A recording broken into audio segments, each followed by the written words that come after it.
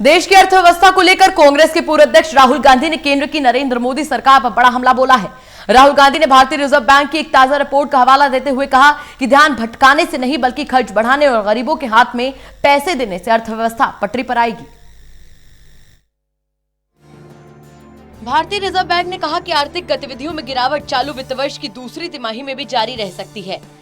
RBI ने कहा कि मई और जून महीने के दौरान आर्थिक गतिविधियों में जो बढ़त देखी गई थी वो कोरोना वायरस महामारी को नियंत्रण करने के लिए फिर से लगाए गए लॉकडाउन के कारण अपनी बढ़त खो बैठी है।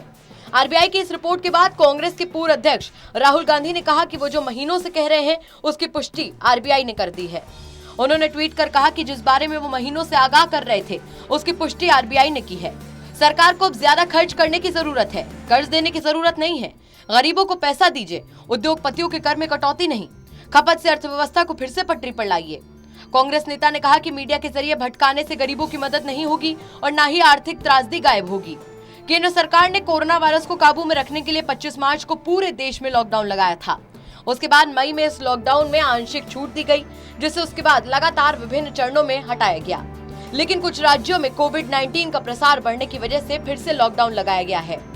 रिजर्व बैंक की मंगलवार को जारी वार्षिक रिपोर्ट में कहा गया कि अब तक प्राप्त त्वरित आंकड़ों से जो संकेत मिलता है वो गतिविधियों में कमी आने की तरफ इशारा करते हैं। ये अपने आप में अप्रत्याशित है। राष्ट्रीय सांख्यिकी कार्यालय 31 अगस्त को चालू वित्त वर्ष की पहली तिमाही के सकल घरेलू उत्पाद के अनुमान जारी करेगा। बहरहाल रिजर्व बैंक ने अपनी सालाना रिपोर्ट में आर्थिक वृद्धि के बारे में कोई अनुमान नहीं दिया है। तरुण कालरा, टोटल न्यूज, दिल्ली।